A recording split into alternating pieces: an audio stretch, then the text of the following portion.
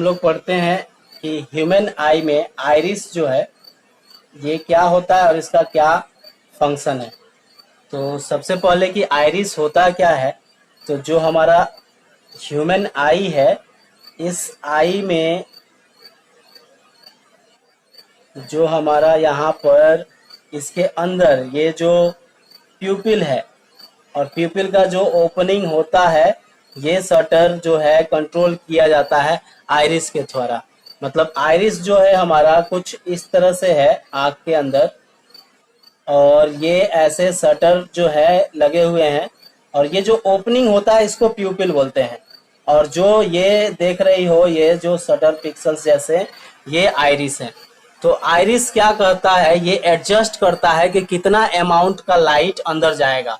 मतलब ये बंद होगा ऐसे बंद होगा, फिर खुलेगा, तो खुलेगा तो ज़्यादा से ज़्यादा अमाउंट का इसमें लाइट अंदर इंटर कर पाएगा, और जब ये बंद होगा तो कम अमाउंट में लाइट अंदर जाएगा। तो जितने तरह के हमको जितना लाइट हमको चाहिए उस मात्रा में लाइट जो है अंदर आइरिस की मदद से जाता है।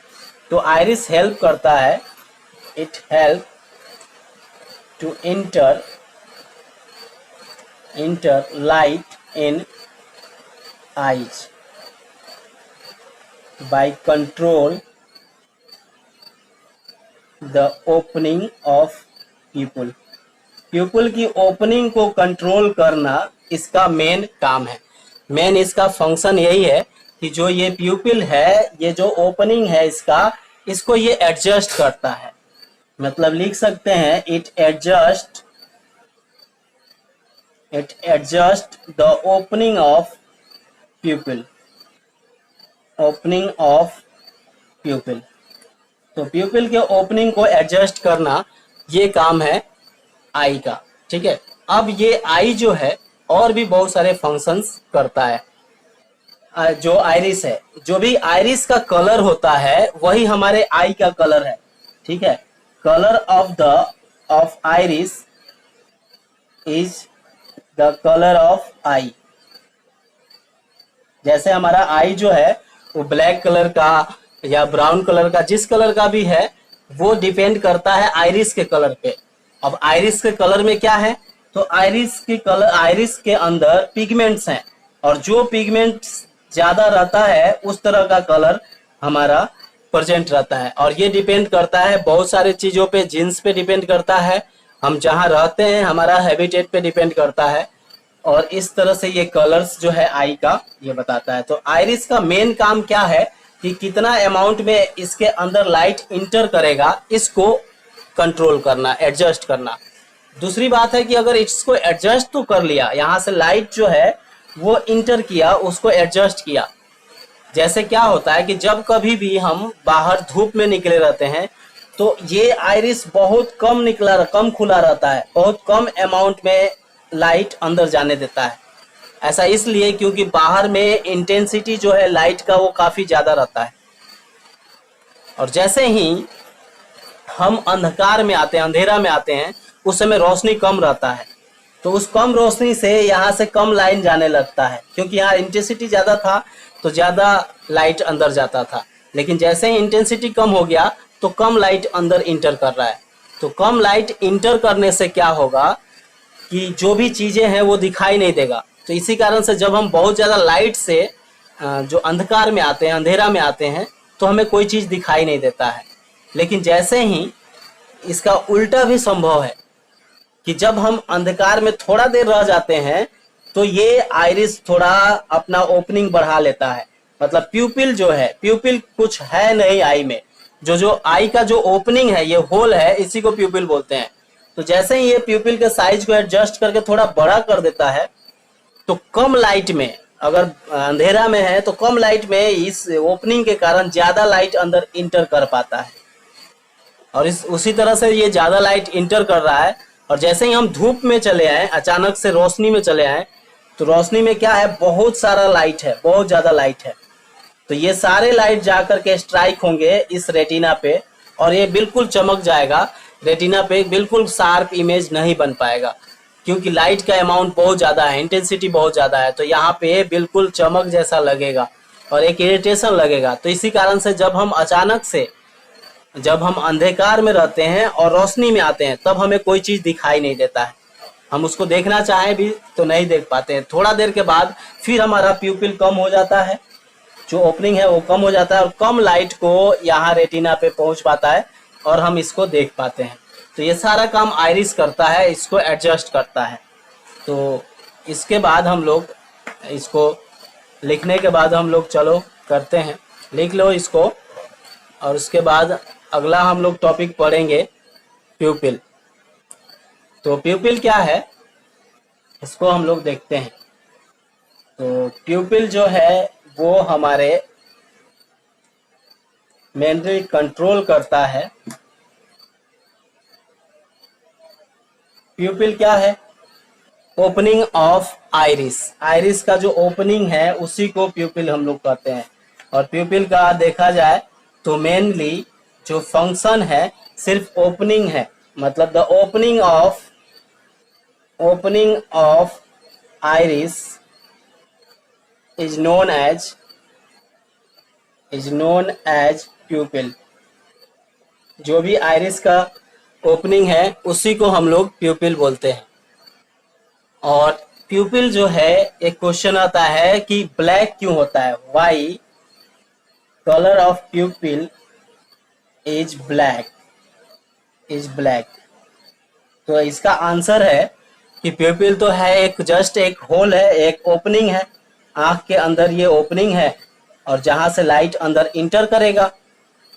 तो एक्चुअली ये हमारा आई है, तो इसके अंदर ये ओपनिंग, ये प्यूपिल है। ये जो ओपनिंग हम दिखा रहे हैं ये प्यूपिल है।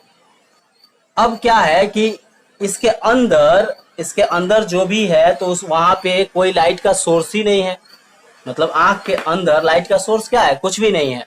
इसलिए जहां लाइट का सोर्स नहीं है वो अंधकार दिखाई देता है, अंधेरा दिखाई देता है। तो इस कारण से जो प्यूपिल का कलर होता है वो ब्लैक होता है। प्यूपिल का कलर ब्लैक होने का रीजन यही है कि अंदर में कोई भी लाइट का सोर्स नहीं है जो कि हमें इसका कलर को बता सके। इसके तो लाइट का अगर सोर्स रहता तो हम देख पाते, लेकिन लाइट का अंदर में कोई सोर्स नहीं है, इसीलिए इसका कलर ब्लैक होता है। तो लिख देंगे because there is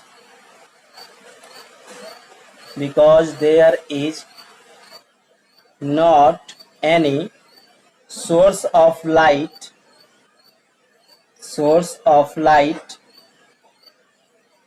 inside our eyes,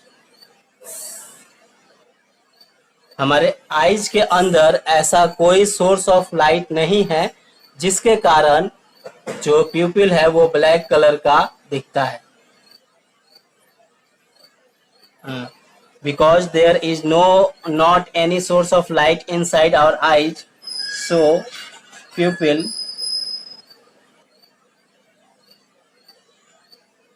look like black color, कहने का मतलब किसी का आंख का कोई भी कलर हो लेकिन प्यूपिल जो होगा वो ब्लैक ही होगा। इसका रीजन है क्योंकि वो ओपनिंग है, ओपनिंग के अंदर जो है वो ब्लैक है। जैसे आप अगर किसी अंधेरे कमरे को देखोगे, बाहर रोशनी हो कोई बात नहीं है, लेकिन कोई कमरा का गेट जो है, कमरा जो अंधेरा में हो तो बाहर से देखने के बाद वो कमरा का जो गेट है वो ब्लैक दिखता है। उस ब्लैक दिखने के पीछे रीजन यही है क्योंकि बाहर अंदर में तो पूरा अंधेरा है, तो इसी कारण से हमें उसका गेट जो है वो ब्लैक दिखेगा। तो ये प्यूपिल का मेन वर्किंग है और प्यूपिल यही चीज होता है। अब हम लोग नेक्स्ट चलते हैं, नेक्स्ट पढ़ते हैं। अगला जो है हमारा लेंस के बारे में पढ़ते हैं कि हमारा जो लेंस है उसका क्या क्या वर्किंग है। तो इसको मिटा देते हैं। इसके बाद नेक्स्ट है क्रिस्टलाइन लेंस। जो हमारा लेंस है उसका फंक्शन और इसका वर्किंग हम लोग पढ़ते हैं। तो देखते हैं क्रिस्टलाइन लेंस जो है इसका क्या क्या फंक्शन है। और तो एक्चुअली में हमारे आंख का जो लेंस है कुछ इस तरह से है, कुछ ये थोड़ा सा यहाँ से ऐसे निकला हुआ है और इस तरह का हमारा आई का लेंस है, ये एक्चुअल उसका शेप है। हालांकि ये एक कन्वेक्स लेंस ही है, ये एक फ्लेक्सिबल कन्वेक्स लेंस है। और कन्वेक्स लेंस का जितना भी प्रॉपर्टी होता है वो हमारा क्रिस्टलाइन लेंस जो है वो फॉलो करता है। तो ये जो भी चीज है लेंस जो हमारा है, इसके बारे में लिख लेते हैं।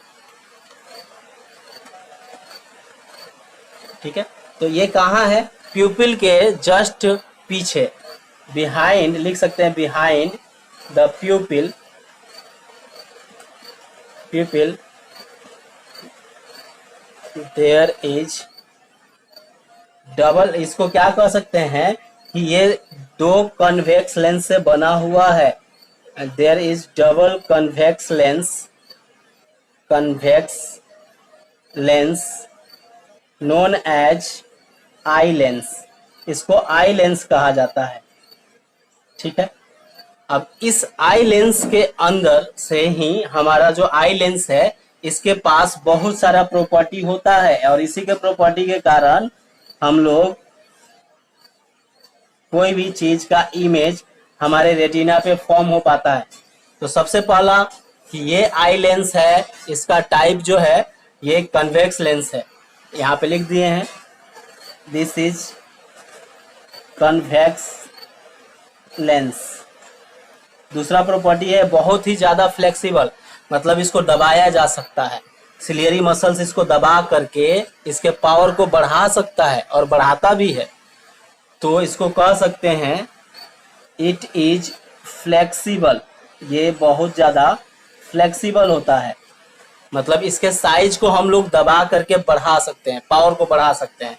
मतलब पावर कैन बी इंक्रीज्ड और decreased, power of lens can be increased और डिक्रीज्ड।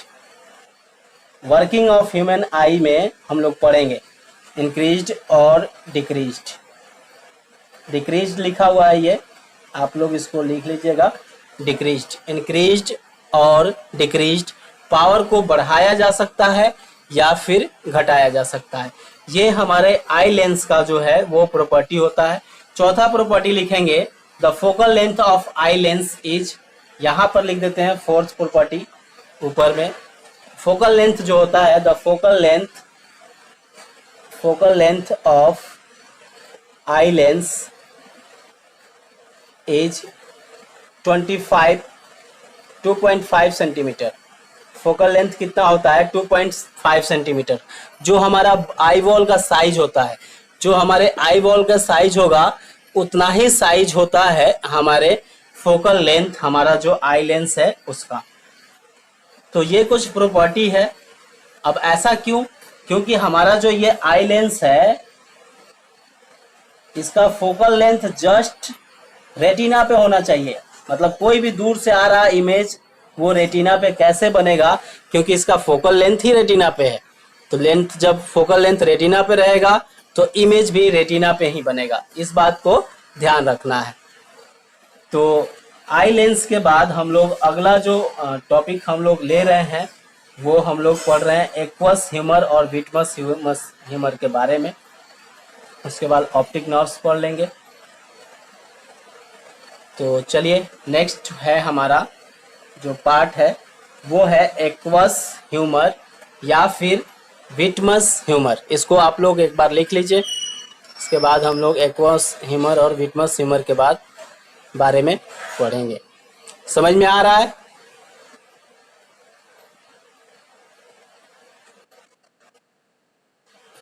ठीक, चलिए तो इसको लिखिए, इसके बाद हम लोग नेक्स्ट पढ़ेंगे।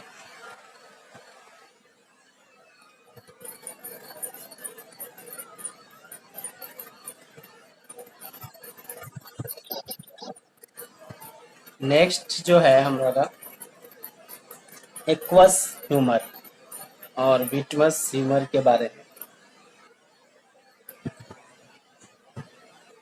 नेक्स्ट हमारा है एक्वस ह्यूमर।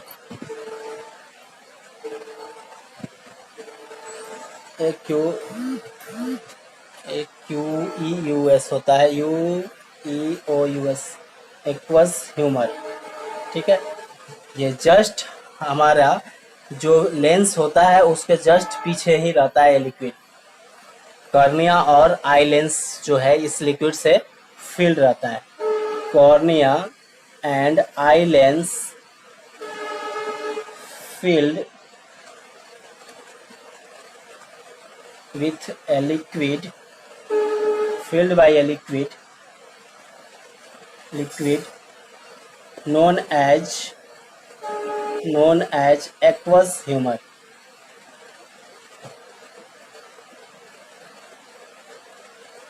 ठीक है, और ये ही एक्वस ह्यूमर जो है वो हमारा आंसू होता है जो कि बाहर निकलता है। ये डायरेक्टली हमारे ब्रेन से भी अटैच्ड रहता है। इसके नर्व्स जब कभी भी हमारे बॉडी का या ब्रेन का टेम्परेचर काफ़ी हाई हो जाता है तो ये क्या होता है, उस टेम्परेचर को रिलीज करने के लिए आँख से ये बाहर एक्वस ह्यूमर के फॉर्म में जो आंसू है वो बाहर निकलने लगता है। तो इस तरह से एक्वस ह्यूमर का प्रॉपर्टी क्या है, इसके पास प्रॉपर्टी ये होता है, इसका काम क्या होता है कि ये लेंस को फ्लेक्सिबल बनाए रखता है। ये हेल्प करता है कि लेंस ज़्यादा से ज़्यादा फ्लेक्सिबल हो पाए। यही एक्वस ह्यूमर का काम है। तो लिखेंगे इसको, इट लुब्रिकेट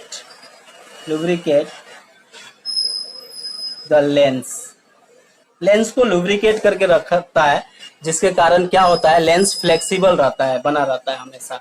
यही एक्वस ह्यूमर का काम है। अगला जो है हमारा वो है विट्रस ह्यूमर। विट्रस ह्यूमर का जो MOUR, इसको कर लो MOUR। विट्रस ह्यूमर जो है ये आई लेंस और रेटिना के बीच में फिल रहता है। मतलब it is filled between eye lens and retina of, ठीक है, आई लेंस और रेटिना के बीच में ये जो है फील्ड रहता है विट्रस ह्यूमर। ठीक है, और ये बिल्कुल ट्रांसपेरेंट जेली होता है। ठीक है, जो कि आई लेंस को और रेटिना को लुब्रिकेंट करता है। सब जितने भी पार्ट्स हैं आई के वो सबको लुब्रिकेंट करके रखता है। ठीक है, ये विट्रस ह्यूमर इंटरनल जो पार्ट है रेटिना वगैरह को लुब्रिकेंट करता है। ये क्या होता है, it is jelly and transparent. ये एक जेली और ट्रांसपेरेंट लिक्विड है। एंड ट्रांसपेरेंट लिक्विड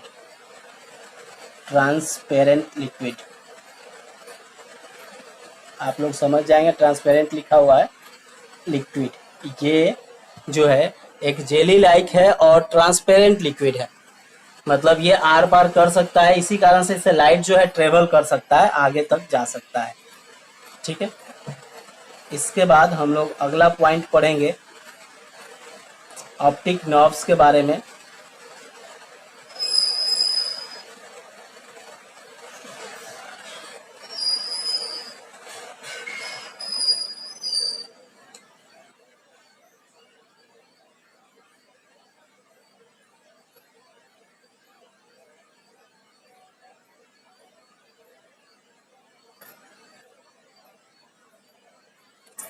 तो इसके बाद हमारा नेक्स्ट है ऑप्टिक नर्व्स। ऑप्टिक नर्व्स के बारे में अब हम लोग करेंगे।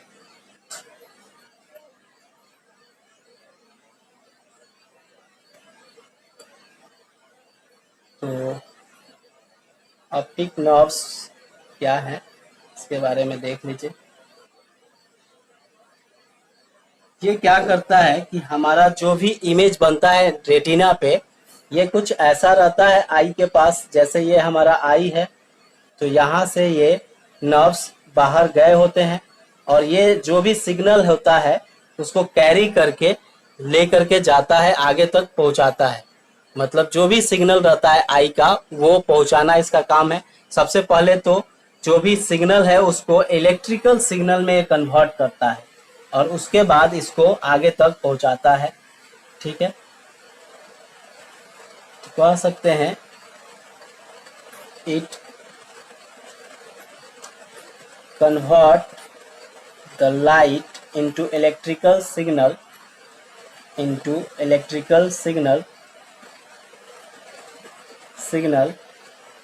and अब इसके बाद ये क्या करता है, उस मैसेज को भेजता है ब्रेन को एंड सेंड, जो भी इमेज है उसको ब्रेन तक पहुंचाने का काम करता है। Send image to the brain, brain तक जो भी इमेज है उसको पहुंचाने का काम करता है ऑप्टिक नर्व्स। जहां ऑप्टिक नर्व्स नहीं है वो स्पॉट है ब्लाइंड स्पॉट, और इस स्पॉट पे कोई ऑप्टिक नर्व्स नहीं है, इसीलिए कुछ भी दिखाई नहीं देता है। तो हम जो भी देख पाते हैं वो ऑप्टिक नर्व्स इसको ले करके जाता है उस इमेज को। हालांकि रेटिना पे जो इमेज बनता है वो उल्टा इमेज बनता है, और उस इमेज को ले जा करके जो ब्रेन में है उसको सीधा किया जाता है।